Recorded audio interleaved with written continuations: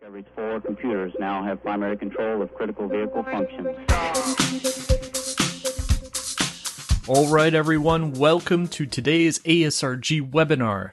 But before we get started, I'd like to tell you a little bit about ASRG and get some of the legal stuff out of the way. ASRG is a nonprofit organization founded to support the development of the automotive security industry. We have developed a platform and a community to share knowledge, communicate through networks, and to build value with collaboration. This is a community for you, built by you, with the goal to protect our friends and family when using automotive products. If you want to learn more about ASRG or get more involved, please visit our website at www.asrg.io or send us an email at hello@asrg.io. Before we jump into the presentation today, let's get some of the legal stuff taken care of. The views and opinions expressed in this webinar are the views of those that have made them. They do not represent views or opinions of ASRG and are to be considered as informational. The use of this information is to be used by the individual and/or organization at their own risk.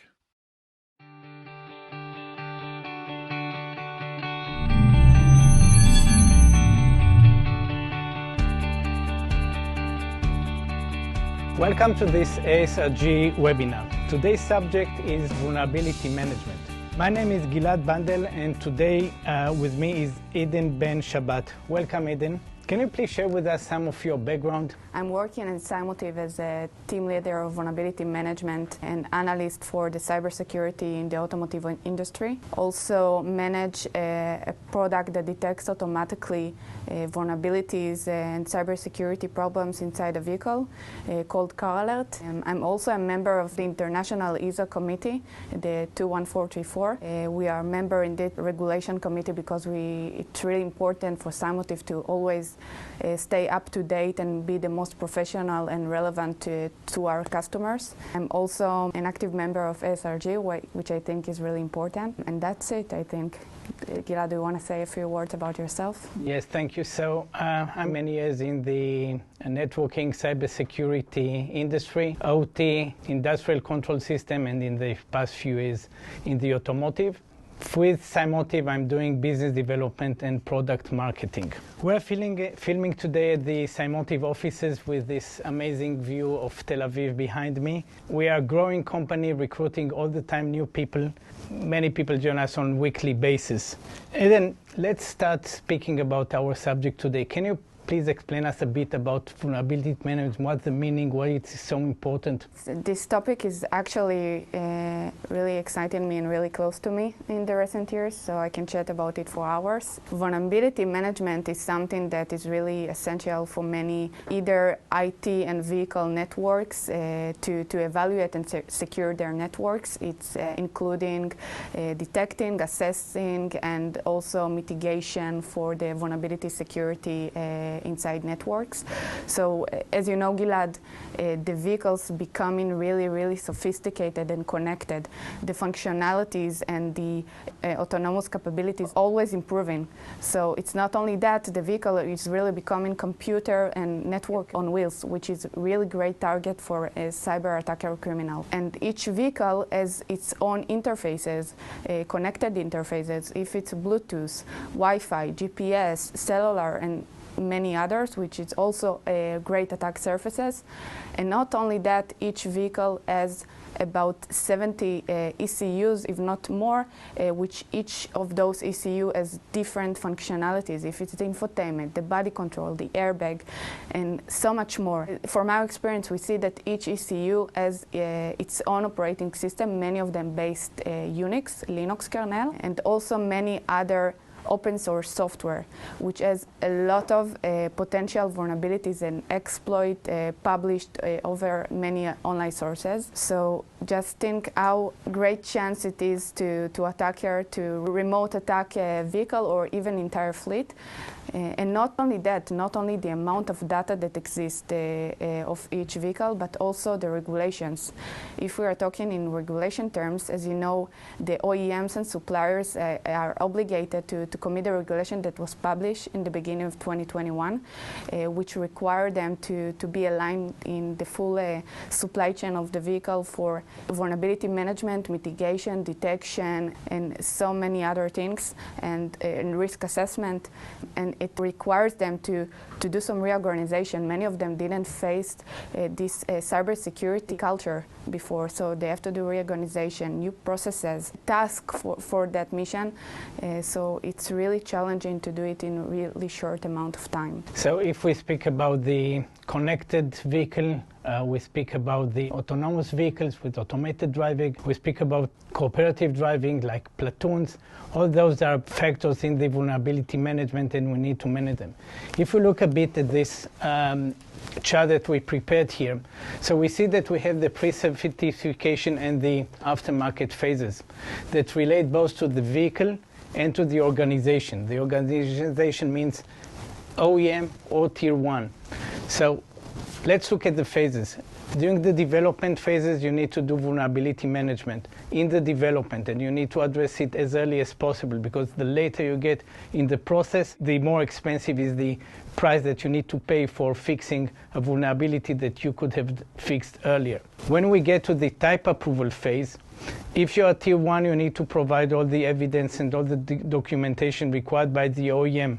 The OEM needs to aggregate all this information, put together whatever they have internally on their own, provide this for the regulation requirements for certification for an audit body that will certify the vehicle for automotive cybersecurity.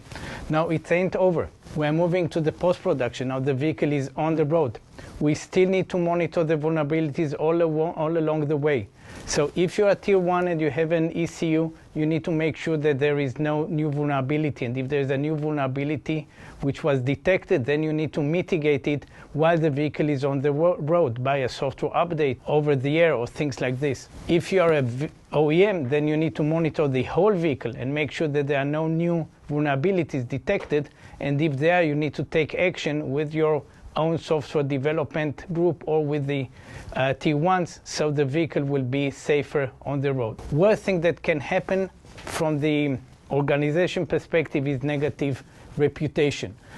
If you are a supplier, then in the eyes of the OEM, if you come with software which has a lot of vulnerabilities, you will be degraded. You might lose contracts. If you're an OEM, the brand impact can be severe in case of a cyber attack. Eden, maybe you give us some examples of brand damage that can be caused by, or was actually caused by, such events. Yeah, so I really like the brand damage example, because I always like to remind my team and also the customers that it's not only about the vulnerability management report. I'll give you an example. We always do the vulnerability and risk assessment report for each ECU for the customers. And when we do the report, let's say some ECU has 10 vulnerabilities, but afterwards some customer wake up in the morning and found out about a new vulnerability, such as Log4Shell, which was really published. So they wake up in the morning and find about that and find all the noises around and all the vehicles that might be affected, and they have to know as fast as they can if they are also vulnerable to that. They can't let themselves to be published in a badly way. So that's why they want to get answered and as soon as they can. So that's something that always we tend to do, also to check the news and to see if there's something really known out there that our customer might be affected of. So definitely vulnerability management can help OEMs and Tier 1s in reducing such cases, saving lives, protecting properties, and protecting the brand. So Eden, can you please explain us a bit how can we cope with this vulnerability management? How can we address this challenge? Yeah, of course. So Because of the challenges we just mentioned, the many challenges for the OEMs and the suppliers, many of them decide to work with third-party companies like us to help them to meet the standards and regulation. There are many types of systems that can help go through the steps of the ISO. If it's a IDS system, CSMS system, PT teams, and so on. A vulnerability management solution that we use here in Cymotive is called Car Alert.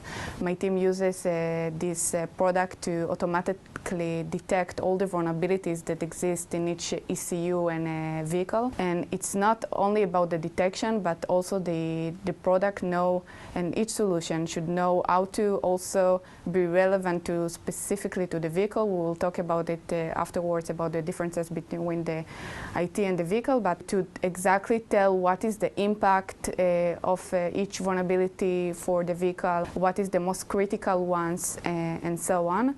And also I think that the combination of professional people with the system is a must, in my opinion, to find all the most relevant things and to give the most relevant and long-term recommendation for the customers and go with them end by end. I think this solution really helps to reduce the work and reduce the severe events that might occur if we won't do vulnerability management in that case.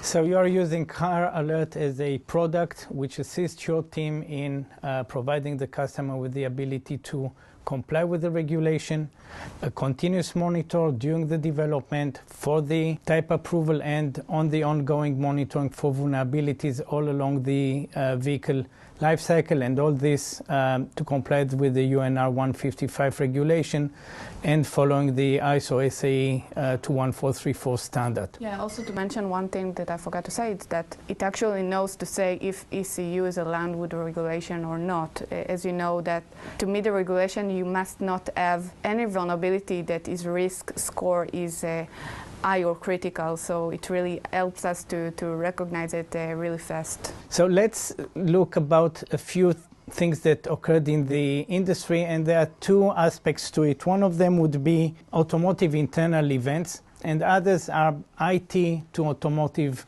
events and areas. So let's look at two of them. Let's start maybe with the automotive internal case. A few words about T-BOM, please. So this is a classic example which I really like to use. T-BOM was proof of concept attack which was developed by two hackers last May on Tesla infotainment. They used two new vulnerabilities on open source software called Conman, which is a connection management daemon for managing communication inside the embedded Linux devices. Specifically this software is really widely used in the automotive industry. So if it's relevant to Tesla, it may be relevant to many other vehicles. What this attack actually did is that those two hackers could use a drone up to 100 meters to remotely do things that a user, a driver, can do from their infotainment remotely. They can open the doors, turn up the lights, changing the music, and so on, which can be really bad to while you're driving if something doing it remotely. The vulnerability was fixed from version 1.39, and Tesla decided to change this software to another software. We will talk about that concept about changing software later on, but what we do with those kind of things is that when something like this happens, customer immediately want to know first if he's vulnerable to that kind of attack. So this is its first question. Next, if it's vulnerable, so where? Which ECUs or vehicles are impacted because of those vulnerabilities? Next, he also wants to know, of course, how it will impact the vehicle and what is the mitigation plan? How can you reduce the risk? And not only that, even if the vulnerabilities really exist inside the code, it doesn't mean that they are affected as much as Tesla was affected. For example, some of our customers did have the code, but the infotainment architecture had many cybersecurity mechanisms, so it didn't allow it to be affected as much as it did on Tesla. So it's something they are really even don't have to change or reduce because the risk is really low in their infotainment. The car alert was able to detect those things, analyze, provide all this information about the risk, the potential lateral movement, what would be the kill chain, and how this thing affects every single vehicle.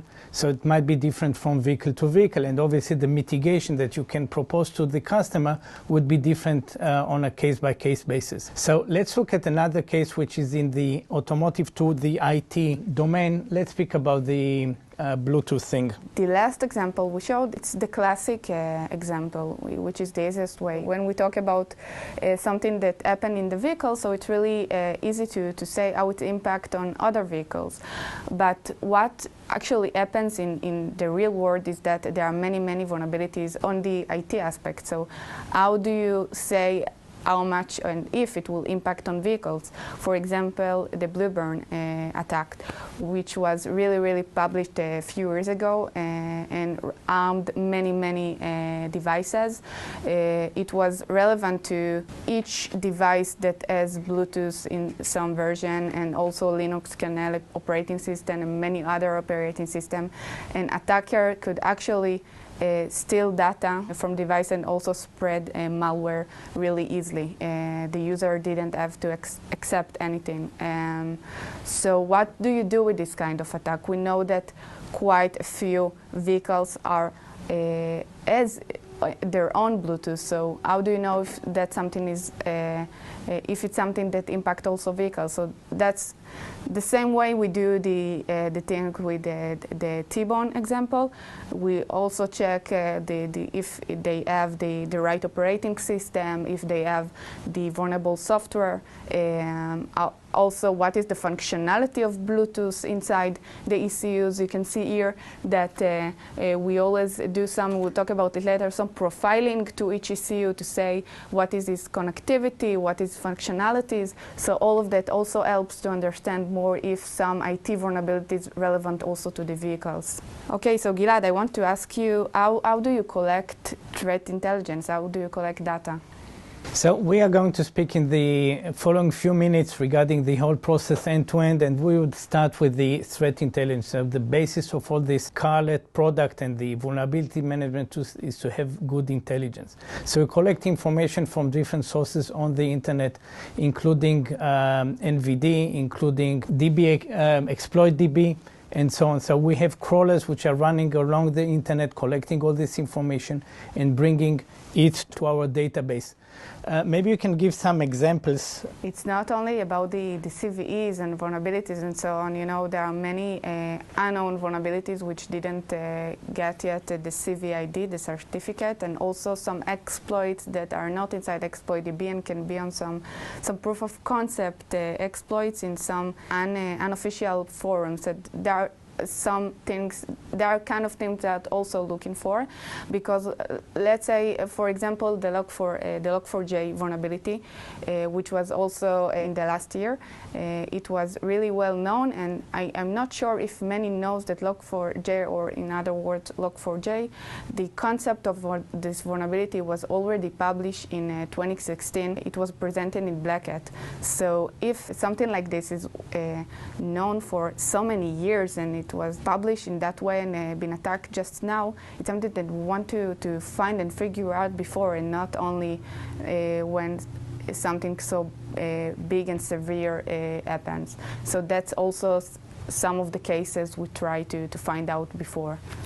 Yes, we have now a question from a European consulting firm. The question is the following: what additional value can be found beyond the ones on the internet? Like, what's there except looking and crawling the internet? So, of course, we have our pentest and research team, which they actually find some 0 days and some vulnerabilities less known, because as we know, the vehicle is really not all about the open source software. There are also hardware and closed source software, which is really it's harder to find vulnerabilities in online sources for that case. So that's something that the research team is doing, and give some vulnerabilities which is really valuable to the customer also. And we also have the IDS system that collects anomalies in real time from the road. So if some vehicle send us on live some attacks that occurs inside the vehicle, the teams here know how to investigate those events, and then after the incident and the reports, we can understand exactly if there are some vulnerabilities that occurred on real time and we didn't found out before. So that's something also that only enrich the data of it. So threat intelligence is about multiple sources of information, some of them for the public internet, some of them for all kinds of sources beyond the public internet, like the dark web, and there are things that are unique to us, and those are things that are detected by our experts, by our penetration team, cybersecurity experts, which do not exist out there, and this actually creates an advantage here because we have information which is not available worldwide. So let's look at the asset management. So the second foundation for all this vulnerability management is information regarding the target, the ECUs and the vehicle. So for the system to work properly, we need to receive the information regarding the ECU software bill of material. This is called the S-BOM. And if we speak about an OEM, the OEM has a vehicle and we have the in-vehicle network, the IVN architecture, so we know which ECU is connected to which ECU, and if there is a potential kill chain, we know from which ECU, compromised ECU, a threat, and an attack, and move laterally to another ECU, and this way create a chain of events. So all this information can be fed into our system either by connection through an API, and there are several standard APIs in this respect, or direct access to the database, or the asset management and configuration database. It can be fed manually via Excel files or similar things. So there are many ways in which this information can be fed into the system. Most important is to mention that we need to have the full picture. So this would be our main target now, is to get the full asset management information. And then we know of numerous problems such as lack of visibility, lack of information sharing by tier ones. We know about discrepancies, not all the information always correct. Can you give us some insights about how we can acquire this asset information? How do we cope with those problems, which we know that they are in the market? This is something that everyone has encountered at some point of time. So yeah, it's something that we are really, unfortunately, really aware of it. It's something that we always see. What actually happens that, as you know, each vehicle has multiple suppliers. It's not only about one. Each ECU has different third-party suppliers, and the API that you mentioned that connect to the asset management database of the OEMs basically builds on those suppliers' information on their software BOM. So some of the things that happen is, for example, one of them, it's about the naming of the software package. For example, they can send something like to say some software is called libsqlite 3 instead of SQLite, and this little change can make us miss a lot of crucial vulnerabilities. And also there are differences in the versioning. So that's something we have a solution for it in naming variation inside our system that can find those differences and change it automatically, so we will be able to find all the vulnerabilities. And not only that, also many times the software BOM includes really high-level names, really high-level packages which can also have dependencies which are not written in the S-BOM. So what has happened, it's also something that can make us miss some of the critical vulnerabilities. So in Cymotive, we have the knowledge, we know how to recognize those things. We know that if someone is send us that the vehicle has Android, we also know what it means and their dependencies of it. But not only that, if we have the actual image or the actual ECU, we can do our own S-BOM and show the gaps between the software BOM that we got from the suppliers and the one that we extract all the architecture and software by our own, which is the most preferred way to us, but that's some of the solutions we have. So we have now a question from a European OEM. From the real life, they say that tier ones are not always cooperative in providing the full information regarding the S-BOM. And the question is, how do we address those things? So let me refer to this in case, and we, as Eden just said, the information is not full and we need to read the precise information, the deep information, need to do some tweaks to understand what is really inside there. So we can take the image. One of the things that we can do is, if we have the physical device, we can access the device using a serial interface and query the device for the software information, all the libraries and packages and operating system which is there. We can take the image and perform a reverse engineering on the image, decompiling it, inquiring it, and getting all the information regarding the software which is inside and the code which is inside and the compiled flags, and then the other information such as fixed passwords, hard-coded password that might be found in the code. So there are many things that we can do beyond the things which are directly achievable from the database and the S-BOM. And even if we're not provided with full information, we can get to the full information using our technologies and our skills and qualifications. So this is important to understand, that it's not a straightforward, simple task, plug in, plug out, get the information. It requires a lot of capabilities of the product that is doing a lot of the automation process, and it requires some skills of the team which is operating this tool to reach the real deep answers regarding the software. So Eden, can you please explain us a bit about what is the difference and what is specific in the automotive industry, and how is it different from the IT? Like, how do you map CVs to ECUs, given there are huge numbers of CVs and not all of them are relevant? So how do you do the mapping, and how do you know to extract the relevant one to our industry, to the automotive, and discard those which are really not relevant to us? Otherwise you have huge amounts of information that you cannot cope with. Yeah, so you are talking about something that we call profiling stage. So after, as you said, we get a S-BOM and we have our assets inside the system. Each ECU we get go through a process called profiling, which is the exact process when we are give some criteria and values to each ECU. It can be the interfaces of the ECU, if it's physical or remotely. For example, one ECU can have Bluetooth, one ECU can have USB, which is also a different kind of interfaces. We also tell on which CAN bus the ECU is located. It can be online CAN bus, and also it can be on a CAN bus which is more isolated, which also will affect the score of the vulnerabilities related to that ECU. Also Ethernet VLAN, for example, and also about the functionality of the ECU. The functionalities really impact on the CVEs, how they will affect each ECU. One of them can be infotainment, one of them can be body control, so each one of them has different functionalities. So many other risk tags that we mentioned.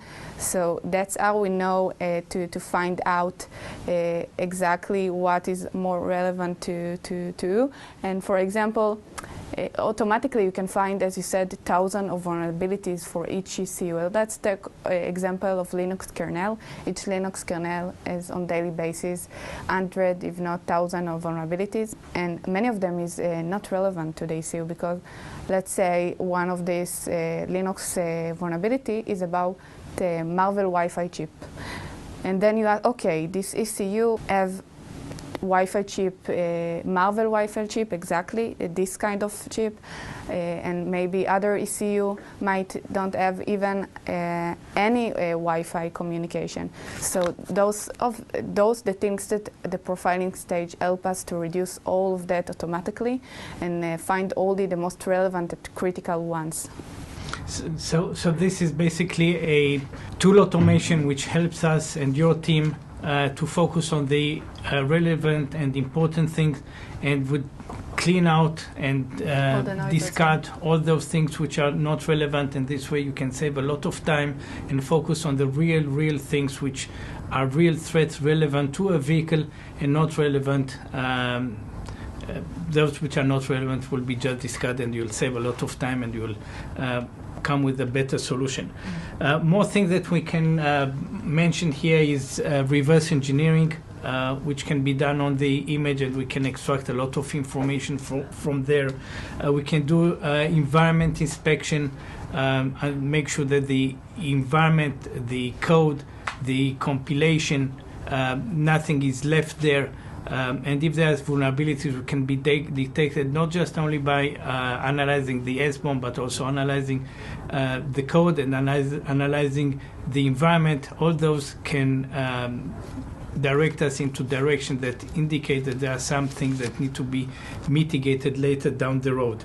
So, Eden, can you please explain us how do you map between CVSs and risks? So how do you do the mapping? How do you know which CVS relates to which risks? How those risks are scored? Some more insight in this area. It's a little bit tough topic, so I will try to be as much as high level and simple as I can. As we know, how do you calculate risk score? So risk score is the combination of visibility and impact. Visibility also called by effort, how much is hard or easy to implement some vulnerability.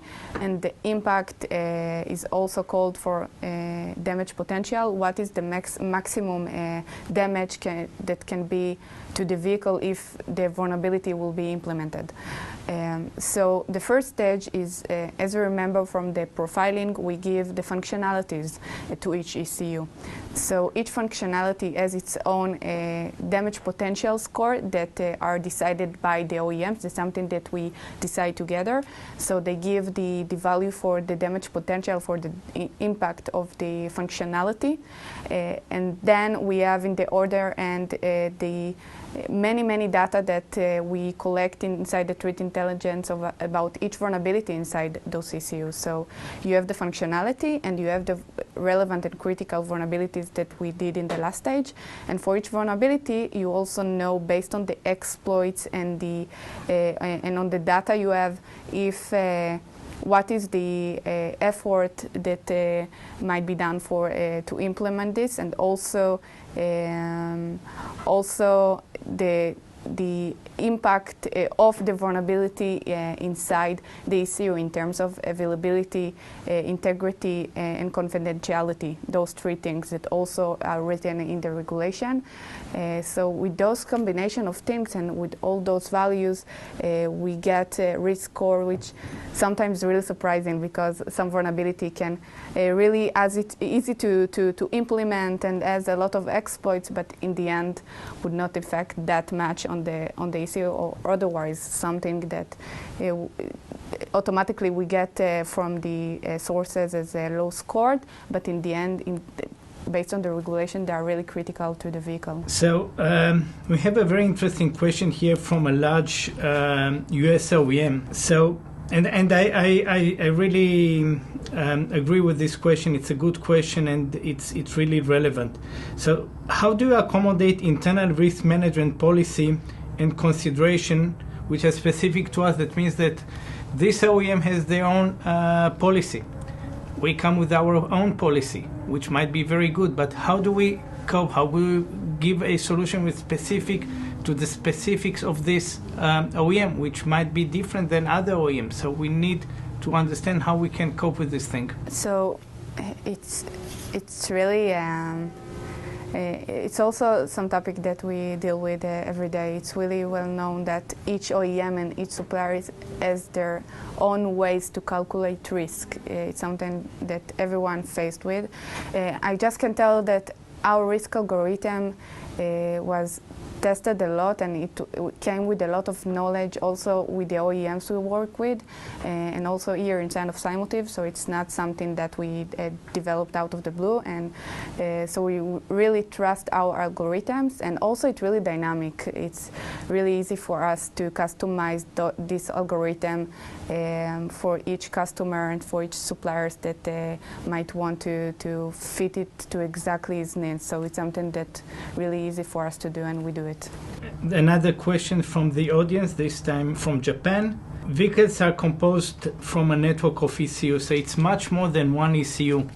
So if you look only at the risks of an ECU, you don't see the whole vehicle. So how do you see the whole vehicle as a full body and something which is a living creature? It's not something which is one ECU at a time. So how do we relate to the whole holistic picture of a full vehicle? I agree. As I said at the beginning of this, the vehicle really became a network on wheels. So yes, we get every time specific ECU or sometimes an entire vehicle, but in the stage when we get the assets and the ECU, we are able to tag them in the profiling stage with exactly which CAN bus they are located on which Ethernet VLAN, and which other ECUs they are communicated with, and also each vulnerability has its own values.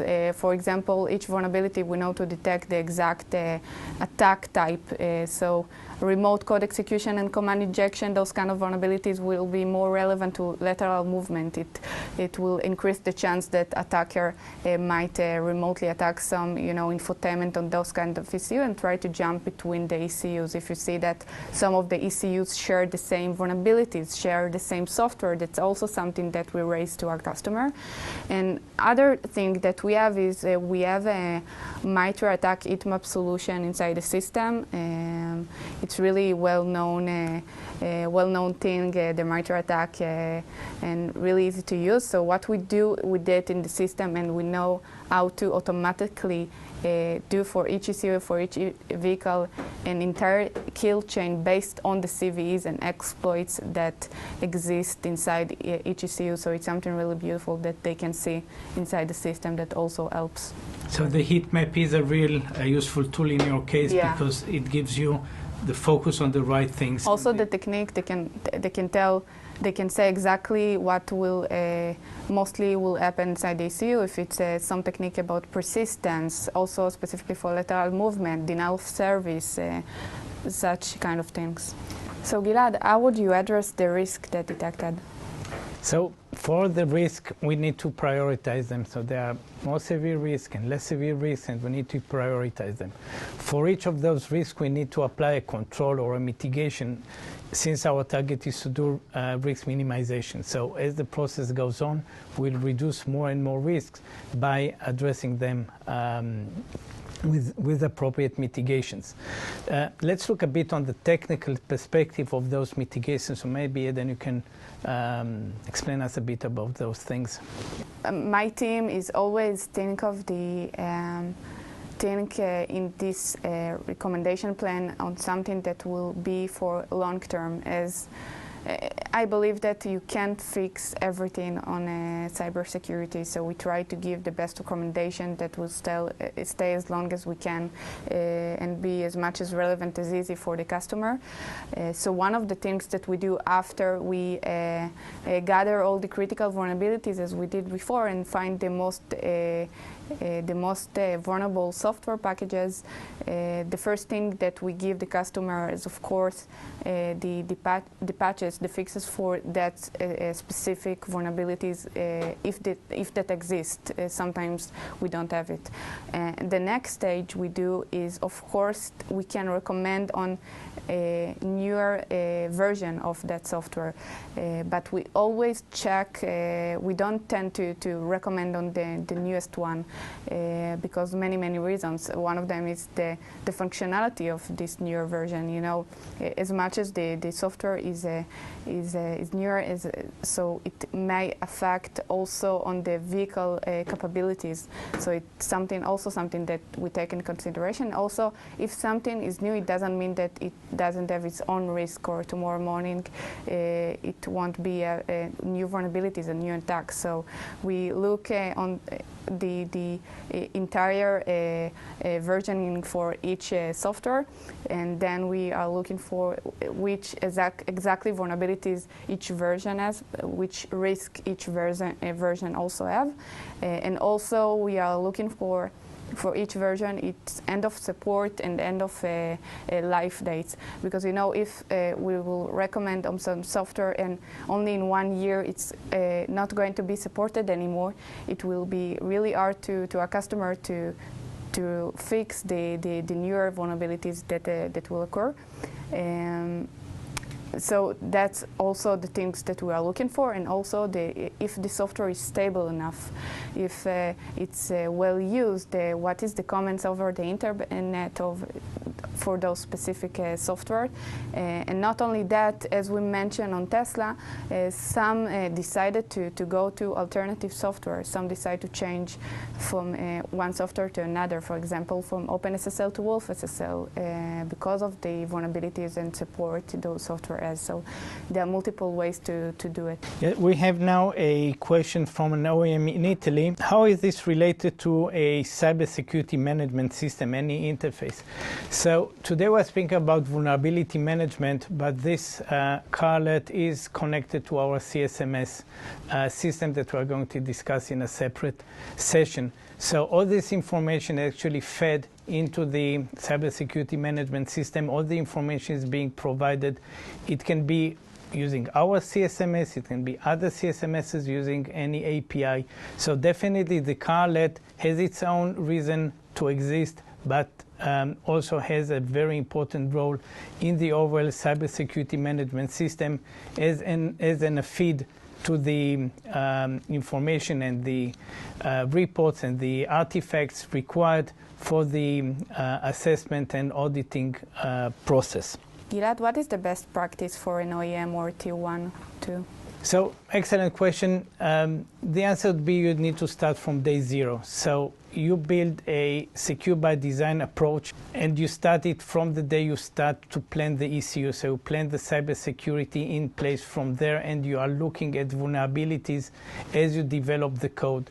So once the process secure software development lifecycle is running, you need to analyze the vulnerabilities and address them and mitigate them and reduce the risks during the development. This would be the best approach. Obviously, along the life cycle of the vehicle and of the issue, you need to continue to monitor those vulnerabilities as time goes by, since new vulnerabilities are detected and they might influence the running vehicle. You might have a new piece of software that you want to upload to the vehicle, and then obviously you need to verify that it does not include any vulnerabilities and make sure the vehicle is safe. How should consulting firms and system integrators relate to the whole process? So you need to optimize the vulnerability management process in the cybersecurity management, and the best way to do it is to try to move away from old methods like using Excel files and using manual methods, because those are not up to date. There is no way to continuously monitor the vulnerabilities. You need to do it in a tedious fashion. You might miss things. So the best approach would be to use a tool that would automate the process, that will assist the group, the company, in the vulnerability management, which will document everything. So if you took a step, you need to have an audit trail in which you see what was done, and if there is an event, you can go back and investigate what happened and what was the reason for this decision. So my advice would be, take a good tool, use it either internally with your own workforce that are going to use this tool, your cyber expert, or use an external company that would provide this service, and this way the vulnerability management is best handled. So Gilad, what is the best practice for an OEM or a Tier 1? So my advice to OEMs and Tier 1s, and actually anyone who is developing software, to start with vulnerability management from day zero. So as you engage in the secured software development lifecycle, you need to take a secure by design approach. That means that you need to make sure that all the vulnerabilities are handled as you develop. You should not reach the end of the development and then discover that you have vulnerabilities in the code. So this is step one. Step two is, while the vehicle and once the software is in use, you need to continuously monitor the vulnerabilities in the code, because maybe new vulnerabilities are discovered that you weren't aware about them earlier, and there might be new pieces of software that you need to upload into the vehicle, and then you need to make sure that they are clean of any vulnerability. This work has to be done in cooperation between Tier 1s and the OEM. So anyone involved in the software development need to take the cybersecurity approach as part of the software development, and do this in full cooperation, full transparency, and full visibility, so we have safer vehicles on the road. How should the consulting firms and system integrators relate to the whole process? So this should be optimized, and you need to take the best approach, which will reach at the end of the day to the best outcome with the lowest cost. So I would advise in this case to use a product that would manage the vulnerability management. Yes, you can do it with Excel files and you can do this manually, but this is a tedious process. It will take a long time. The result will not be good. You might miss things. It's hard to document things when you do it manually. So if you take a product which accompanies all along the process, and everything inside is done automatic, so it saves a lot of time, it brings you the right results, and it has all the documentation and the audit trail along the process. So if anything was done, if any decision was reached, and any change was made along the life cycle of the software, then you have this information and you can relate to it, and you can investigate if anything happens later in a time. So let's look about what would be the take-home messages. So first of all, the process is continuous. You need to take a continuous vulnerability management approach. This is a cornerstone in the cybersecurity management system. It is required by regulation. It is required if you want to have a safer vehicle. Acquisition, all the data acquisition, the asset acquisition is a critical phase, because this is the basis of everything. So you need to have all the chain, all the supply chain cooperating in the process of providing this information and having this collected into a central place, so you have the overall picture of all the software that you have in the vehicle. All the software development organization need to take part of it. So it's a Tier 2, it's any outsourced company, it can be a software house, it can be the Tier 1, the OEMs that have their own software organization. Everyone should take part in this process. Use a product. As I said, using a product will bring you the best results. Don't do it manually. It doesn't work. It takes too much time. Use a product, you will get the best results to manage the vulnerabilities. And last thing, if you have your own cybersecurity expert and you have the capacity to do it, you have the skills, you have the know-how, you can do it internally using the product. If not, you can always go to a third-party consulting company that will lead you and will provide you all the service along the way. This way you can get, at the end of the day, a safe, secure, and compliant. So thank you, Eden, for this very interesting day. It was a real pleasure. We learned today a lot, and I think that we can help our friends in the industry with all the information that we provided here. Thank you, Gilad. I really enjoyed it. So thank you for attending this webinar. For more information, please contact us at the address which appears here on the slide. And see you until next time. Bye.